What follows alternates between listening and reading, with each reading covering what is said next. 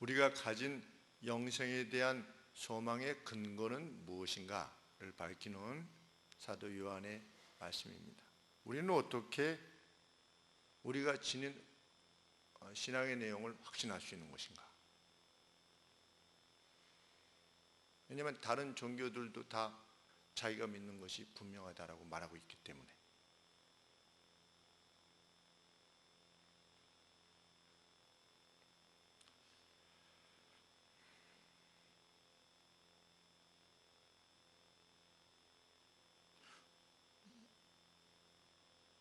우리는 어떻게 하나님을 신앙하게 되는 것인가?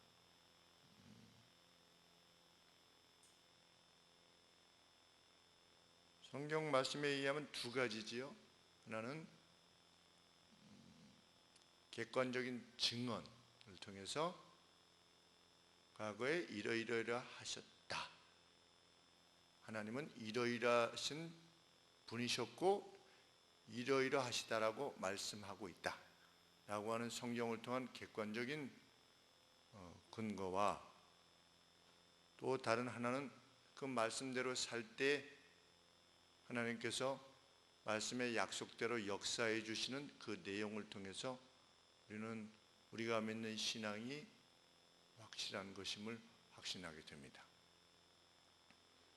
그런데 우리 개인적인 체험이나 증언이나 이런 것들 역시 객관적인 하나님의 말씀에 비추어 보아서 온당할 때 비로소 정당성을 지니게 되는 것이지요.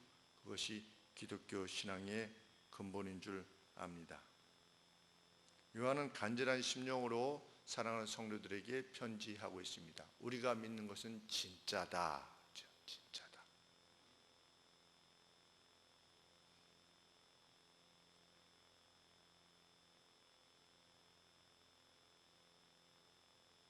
어떻게 그것이 진짜인 줄을 나 요한은 확신하게 되었는가?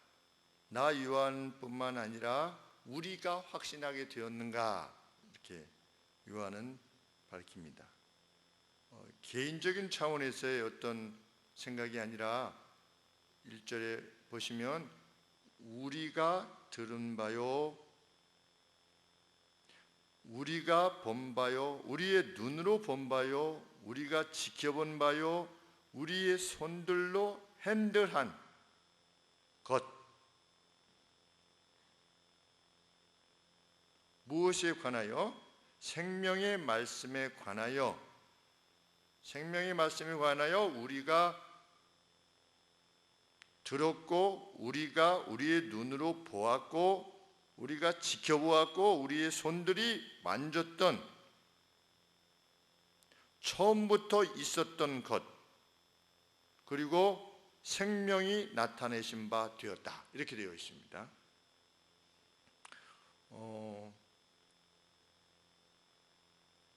물론 우리 문장도 합당한 문장인데 제일 처음에 뭐라고 되어 있냐면 처음부터 있었던 것,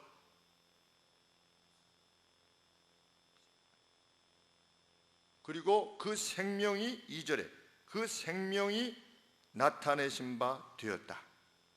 그리고 우리는 그것을 보았고 우리는 증언하며 당신들에게 그 영원한 생명을 천명하였다. 그런데 그것은 아버지와 함께 있었었고 우리에게 드러내신 바 되었다. 여기서 강조하는 바는 무엇입니까? 우리가 보았다는 겁니다. 실제로 보고 듣고 우리의 손으로 만졌다. 뭐를?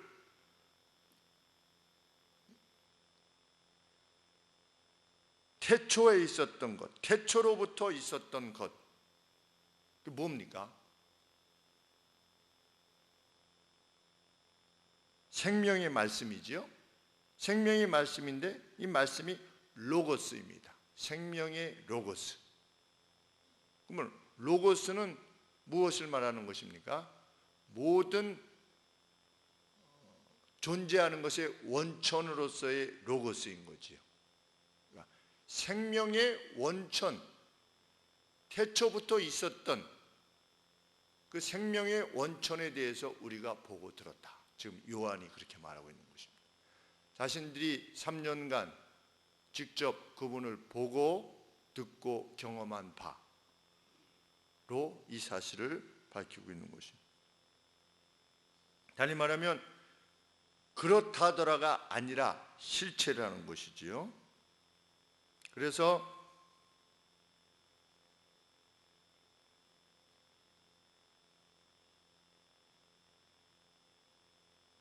우리가 보고 들었던 바를 3절에서 다시 언급합니다. 보고 들었던 바를 우리는 당신들에게 또한 천명하는데, 당신들에게 천명하는 이유는 무엇이냐?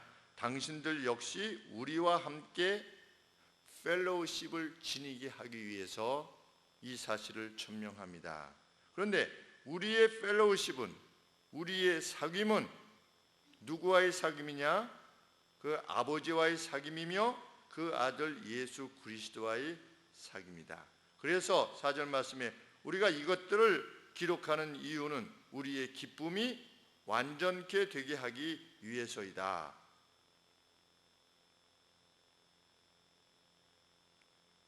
이것을 기록하여서 이것을 듣는 사람들로 하여금, 읽는 사람으로 하여금 아버지와 그 아들과 펠로우십을, 교제를 갖게 된다면 더할 수 없는 기쁨이 되겠다는 거죠. 우리가 무엇이 좋은 것이 있을 때 어떻게 합니까? 소개합니다. 그래서 다른 사람도 그것을 같이 공유하게 되었을 때 그 마음이 그렇게 기쁘지요. 그것처럼 사도 요한도 영생에 대해서, 영원한 생명에 대해서 기록을 남겨서 그 누군가 자신이 기록한 이 말씀을 통해서 영원한 생명과의 교제를 갖게 되기를 기뻐한다는 뜻입니다.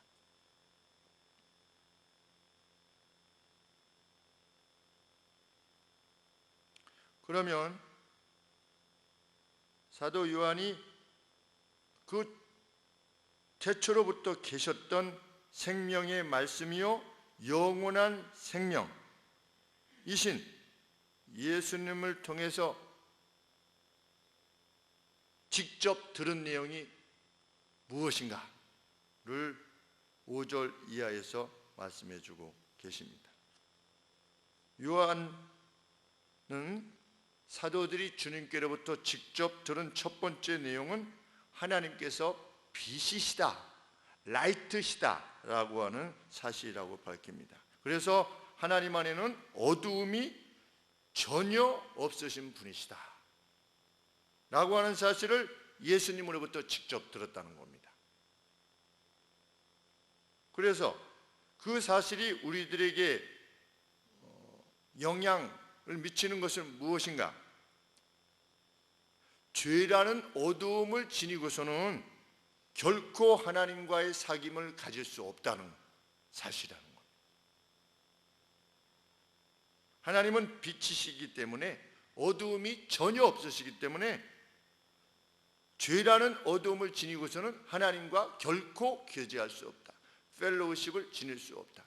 이 사도들이 예수님과 성부 하나님과 지니고 있었던 그 영적 교제에 이를 수 없다라고 하는 사실을 주님으로부터 직접 듣고 배웠다는 것이죠.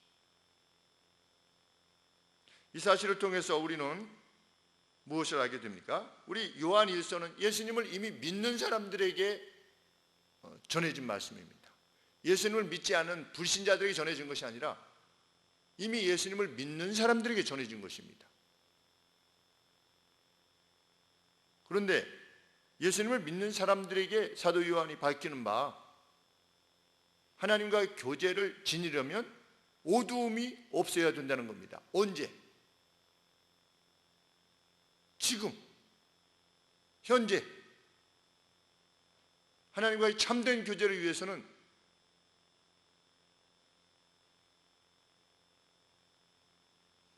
하나님이 그러하시듯이 우리가 빛 가운데 살아야 된다는 거죠. 빛 가운데 행동해야만 된다는 겁니다. 그래야지 하나님과의 교제가 가능하다는 겁니다. 세례를 받고 죄사함을 받고 그 이후에도 여전히 죄 가운데 있으면 하나님과의 교제가 불가능하다는 거지. 하나님과의 참된 교제는 세례받은 이후, 세례받으면 끝이 아니고 세례받은 이후에, 용서함을 받은 이후에 계속해서 빛 가운데 거하기를 구해야 된다는 거죠. 그래서 계속해서 2장, 3장, 4장 마지막 장까지 그 빛 가운데 거하는 것이 무엇인가를 사도 요한은 밝히고 있는 것입니다.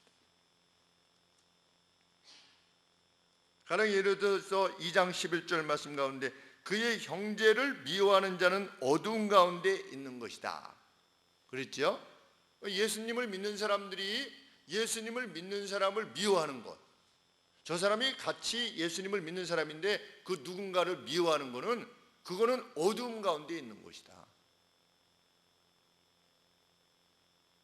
나는 세례받고 교회에 열심히 출석하고 하나님 섬기는 무리 가운데 속해 있고, 그래도 하나님 가운데 속해 있는 무리들 가운데 그 누구를 미워한다. 그것은 어두움 가운데 있다는 것입니다. 그것을 가지고서는 하나님과의 참된 교제에 이룰 수 없다는 것을 사도 요한이 예수님으로부터 들었다는 거지. 그 영원한 생명이신 예수님으로부터.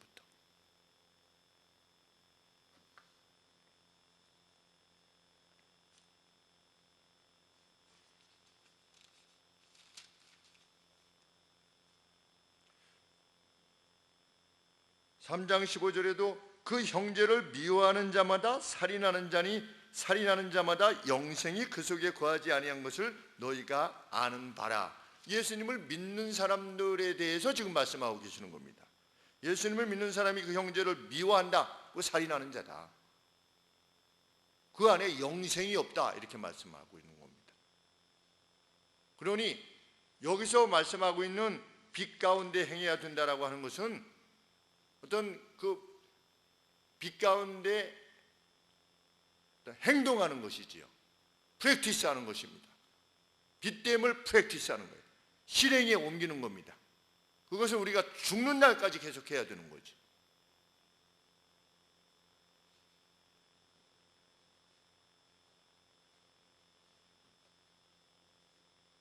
우리는 과거에 지었던 모든 죄로부터 벗어나야만 할 뿐만 아니라 아직도 벗어나지 못한 죄로부터 벗어나야만 하나님과의 참된 교제가 가능하다는 것.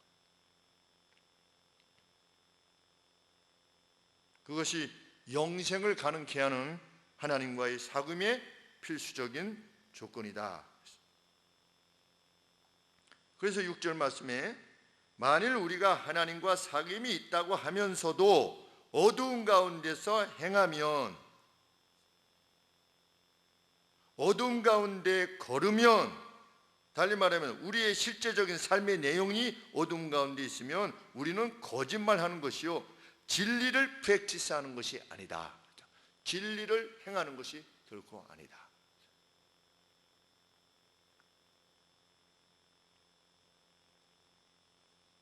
이 말씀에 비추어서 우리는 여전히 스스로에게 남아있는 죄된 영향이 무엇인가를 살펴야 될 것입니다. 나는 예수님 믿고 구원받은 이후에 여전히 내 안에 있는 죄됨은 무엇인가? 그 어두움은 무엇인가? 내게 있어서 빛을 행하지 못하면 과연 무엇인가를 늘 자기를 살피는 것이지. 그것을 사도 바울께서는 내가 주님께 붙잡힌 바 된 그것을 붙잡으려 한다 라고 하는 표현을 사용했습니다. 내가 이미 이루었다 함이 아니다. 무엇을? 구원을 이루었다라고 말할 수 없다. 자기의 싸움은 마지막 죽는 순간까지 계속되어지는 것이다. 자기 안에 죄와의 싸움인 거지. 어둠과의 싸움입니다. 그런 싸움이 있는 사람은 요한과 또 사도들과 같이 하나님과의 참된 교제에 이를 것이다. 우리가 참된 교제 가운데 있다라고 하는 것은 무엇을 말하는 것이겠습니까? 그 매일의 삶 속에 있어서 신 존재를 가장 가까이서 인식하는 거지요. 내가 뭐 집에 있을 때나 바깥에 있을 때나 차를 운전하고 갈 때나 신 존재를 보이지 않는, 눈에 보이지 않는 신이지만, 하나님이라고 하시는 어떤 신이지만 그것을 펠로우십이다, 교제라고 할 만큼 그걸 가까이 느끼는 거죠. 실체적으로 다윗이 언급하셨듯이 너희는 여호와의 선하심을 맛보아 알지어다. 여호와의 선하심을 맛보아 알지어다. 일생을 살면서 하나님이 얼마나 선하신 분인가 하는 사실을 테이스트해라, 맛을 봐라, 이렇게 찍어봐라. 그만큼 실제적으로 하나님이 얼마나 선하신 것을 인식하게 될 것이다. 어떻게 하면? 빛 가운데 행하면.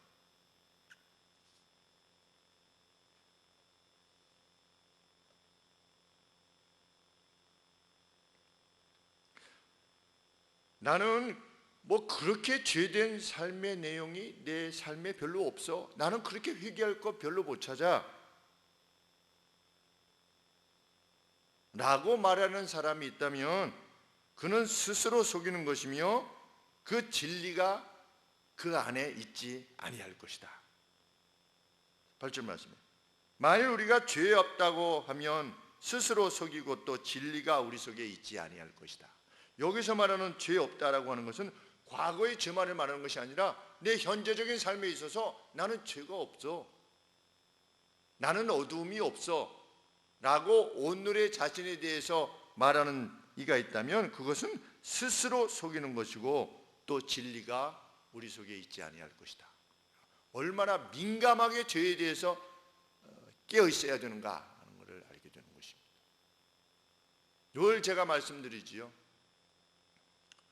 우리 하늘소망교회 성도들이 성도들을 만날 때에 그 모습으로 누굴 대해야 되는 겁니까? 믿지 않는 사람들을 똑같이 대해야 되는 겁니다. 만약에 그것이 차이가 있다면 그것은 아직도 그 부분만큼은 어두움 가운데 있는 겁니다. 우리 성도님들의 눈에 비치지 않는 그 어느 곳에 갔는데 제가 갑으로서 행동할 수 있다면, 아주머니 여기 좀 닦아주세요. 여기 좀 이게 지저분해가지고 되겠습니까? 우리 저 식당에서 식사할 때 여기 좀 뭐 지저분하게 한다고 집사님 여기 좀 오세요, 여기 좀 닦아주세요, 이렇게 안 하잖아요. 그 차이는 뭡니까? 그게 빛과 어두움의 차이입니다. 어떻게 보면 이게 물컵이 나왔는데 여기에다 고춧가루가 이렇게 묻어져 있다. 그럼 어떻게 합니까? 저희 집사람 같은 경우 이것을 이렇게 고춧가루 이렇게 해서 옆에다 놓던지 여기 좀 뭐가 좀 이렇게 묻었네요, 이렇게 양해를 구하면서 컵을 좀 바꿔달라고. 이런 것들이 다 무엇입니까? 그것이 우리 안에 있을 수 있는, 여전히 남아있었다, 희미하게 남아있을 수 있는 것이기도 하겠지만 그것이 어두움인 거죠. 동락을 시켰는데 저희 집은 4층입니다. 근데 엘리베이터가 없어요. 그래서 밑에 동락 왔습니다 누르면 빨리 내려가는 거죠, 아래로. 무엇 때문에 그러는 겁니까? 올라오는 수고 때문에 빨리 내려가는 겁니다. 한 2,000원 더 들고 아유 고생하셨습니다.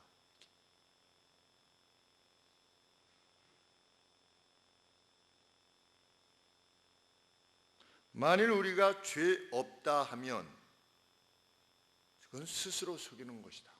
과거의 죄에 대해서 말하는 것이 아니라 현재적 우리입니다. 현재적 우리.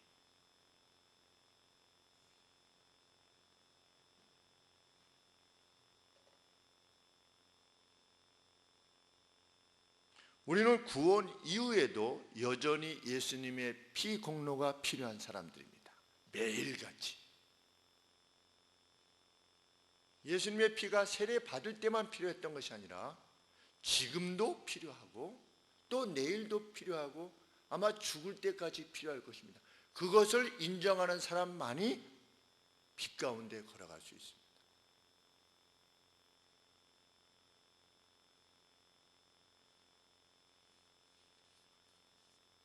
우리가 빛 가운데로 행함이 어느 정도 될 것을 요청하고 있는가? 7절 말씀에 그분 자신이 빛 가운데 있는 것처럼 우리가 빛 가운데 행한다면 우리가 서로 펠로우십을 지니게 될 것이다.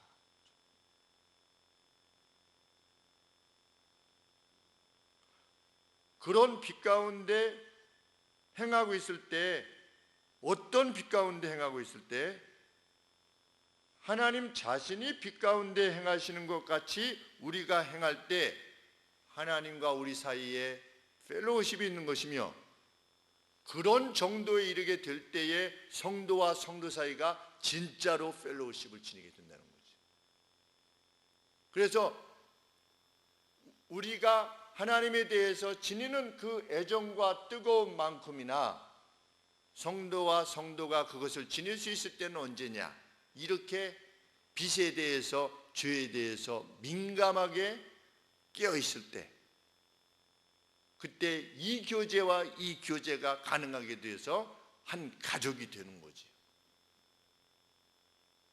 얼마나 귀한 말씀인지 알 수 없습니다. 빛 가운데 행하면 서로 참된 교제를 지니게 될 것이다. 우리가 물리쳐야 되는 것은 무엇입니까? 교회 내에서 물리쳐야 되는 것은 배타성이지요.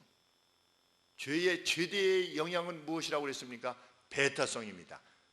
나와 당신은 다르다라고 하는 배타성, 나와 당신은 나에게 남이라고 하는 것, 그것을 극복해야만 되는데, 빛 가운데 행한다는 건 뭡니까? 그 배타성을 극복해내는 것입니다. 예수님을 같이 믿는 같은 교회 사람들은 조금 더 그 배타성이 덜하지요. 다른 교회 사람은 그것보다 조금 더 더하고, 그 다음에 예수님을 믿지 않은 사람들은 완전히 더하고, 이런 상태로부터, 그 어두움의 가치로부터 점점 벗어나서 하나님은 어떤 분이시다? 비를 의인과 악인에게 둘 다에게 주시는 분이시다. 햇빛과 비를 둘 다에게 주시는 분이시다. 우리 하나님의 온전하심은 그것이다. 그것이 하나님께서 행하시는 빛 가운데서의 행하심입니다. 기가 막힌 말씀입니다. 점점 깨달으면 깨달을수록 예스! 이런 생각이, 그렇지요! 라고 하는 생각이 들 만큼, 전에는 하나님은 왜 의인과 악인 둘 다에게 햇빛과 비를 주시는가? 그 좀 이상하다. 뭔가 좀 마음이 불편했는데, 정말 이제는 의인과 악인 둘 다에게 햇빛과 비를 주시는 하나님의 그 빛되심이 가슴에 옵니다. 그래서 그분과 같이 행하고 싶은 거지요. 그럴수록 뭘 느끼냐면 하나님께서 가까이 계심을 느끼는 거지. 내 가까이에, 내 옆에, 내 삶의 중심에, 내 안에. 그래서 모든 두려움이 사라지고 참된 평안이 오고, 그 어떤 것에도 두려움 없는 그런 삶을 살게 되는 것이죠. 감사와 기쁨만이 가득 차게 되는.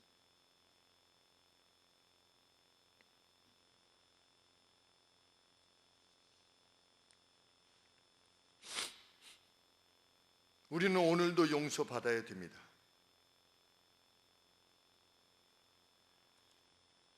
우리의 순례의 길을 마치는 바로 그 순간까지 우리 자신에 대해서 깨어 있어야 되겠지요. 그래서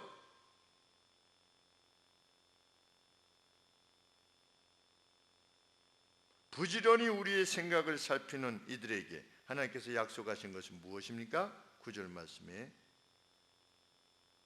만일 우리가 우리의 죄를 자백하면, 과거의 죄가 아닌 것이지요, 현재의 죄까지도 포함하는 과거의 죄는 우리가 과거의 용서를 구하지 않았겠습니까? 만일 우리가 우리의 죄를 자백하면 하나님, 저는 여전히 죄인일 수밖에 없습니다.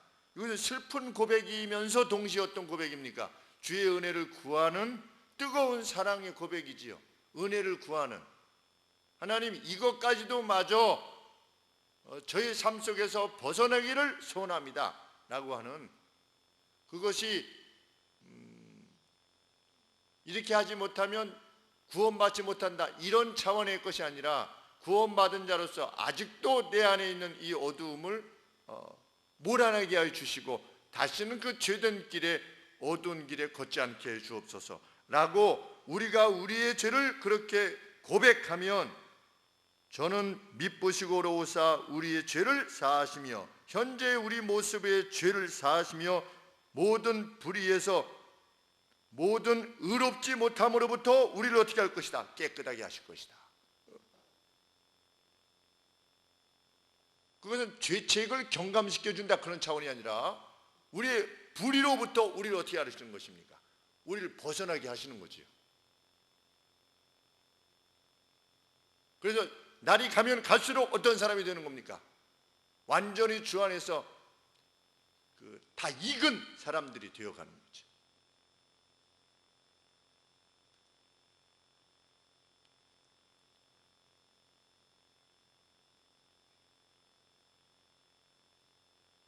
그렇게 익은 분들을 보면 마음이 그렇게 기쁠 수가 없습니다. 우리 성도님들께서도 그렇게 느끼시지 않습니까? 그렇게 하나님 안에서 익은,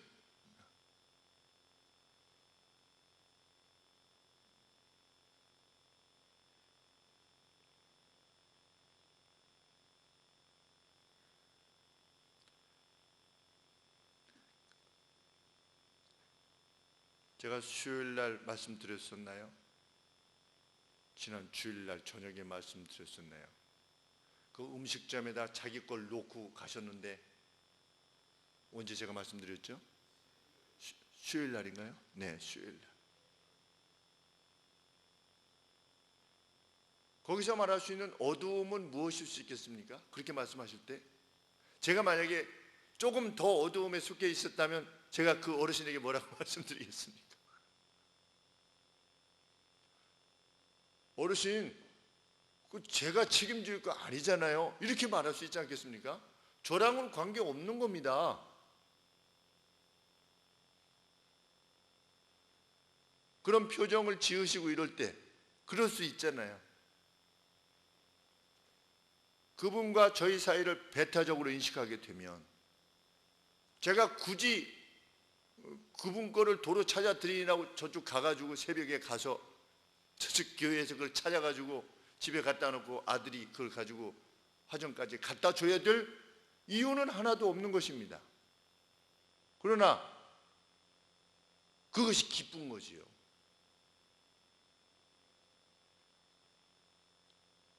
음식점에서 음식 시켜 먹고 있는데 그분이 막 계속 말하고 이렇게 견인하고 음식 다 식어가지고 벌써 우리 식구들은 다 먹고 다 끝냈고 저는 식은 밥 나중에 이렇게 먹지만 그게 마음에 기쁜 겁니다.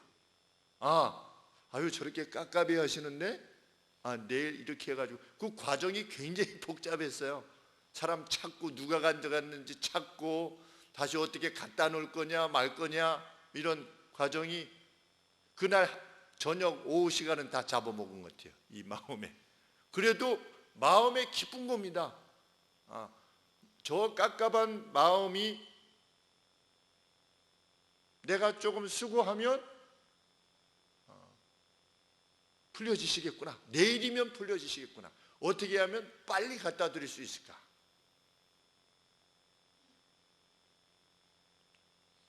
저는 그것이 분명 빛 가운데 행하는 것이라 믿습니다.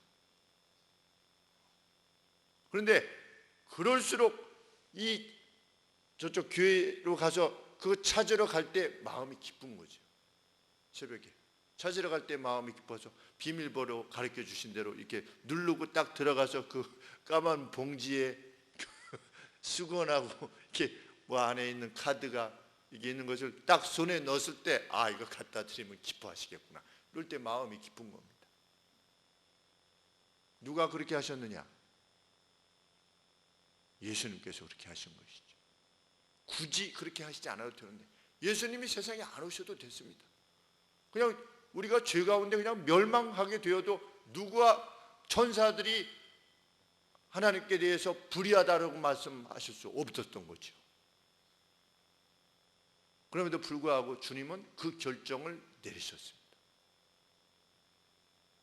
그분이 그러하시듯이 빛 가운데 행하시듯이 우리도 그렇게 행하는 거예요. 별것 아니지만, 근데 어떨 때는 별것 아닌 것이 매우 힘들 때가 있게 됩니다. 오히려 큰 문제는 결정하기가 좀 쉬운데 사소한 작아 보이는 것들이 우리의 마음을 괴롭히고 상대방과의 관계를 훼손시키는 경우가 많죠. 그것이 내 권리를 침해했을 때, 나의 이익을 침해했을 때, 내 자녀의 이익을 침해했을 때, 여전히 남아있는 죄의 속성들, 완전히 벗겨지지 않은 죄의 속성들이, 그 오염들이 우리를 악으로 이끌어가고자 할 때 깨어있어라. 우리의 죄를 하나님 앞에 고백해라.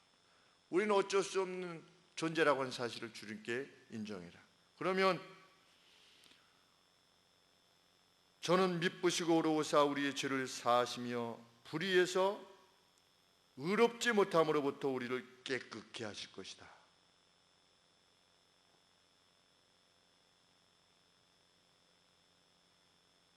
죄책으로부터 벗어나게 되는 것뿐만 아니라 죄로부터 벗어남이 주는 참된 자유를 누리게 하실 것이다. 이전에 죄인 줄도 모르고 지었던 행동들이, 모질고 쌀쌀맞고 매정했던 행동들이 어둠에 속했던 것들이었구나 라고 하는 것을 깨닫게 되었을 때의 그 기쁨과 그 감사, 그것이 우리의 심령을 사로잡는 기쁨을 우리에게 주시겠다. 그것이 우리의 이상입니다. 기독인의 이상입니다.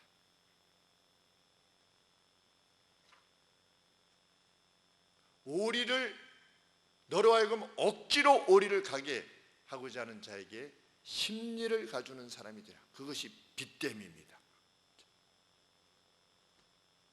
너희 속옷을 구하는 자에게 겉옷까지 주라. 그것이 빚됨이며, 너희가 다 거둘 수 있지만 추수할 때 모퉁이를 남겨두어라. 가난한 이들로 하여금 그것을 누리도록 해라. 그 빚됨입니다. 너희 옆에 가난한 자를 멸시하는 것은 그를 멸시하는 것이다. 그분을 멸시하는 것이다. 그 을을 지어내신 그분을 멸시하는 것이다. 이것을 인식하는 것, 그 누구를 멸시하는 것이 낮게 말하고 누군가에 대해서 폄하해서 말하는 그 모든 것들이 실은 그를 지어내신 창조주를 멸시하는 것이다 라고 하는 사실을 인식하게 될 때, 우리는 이 땅에 살아가는 모든 인간들에 대해서, 특별히 모든 인간들에 대해서 우리가 어떻게 행동하는 것이 참으로 빚된 것인가를 알게 하는 것이죠. 사도 요한께서 주님으로부터 직접 보고 들은 바를 우리에게 전해 주시고 계십니다. 우리가 어두움으로부터 벗어나서 빛 가운데 행함을 통하여 하나님과의 참된 교제를 이루고, 아 이거구나 라고 깨달은 사람이 성도 서로 간에 누리게 되는 참된 교제에 거하게 되는 성도의 교통을 믿사오며 라고 하는 그 교통에 임하게 되는 우리 모두가 되기를 소원합니다. 기도하겠습니다. 하나님 아버지, 일주일 동안 또 저희들이 세상을 살게 됩니다. 하나님,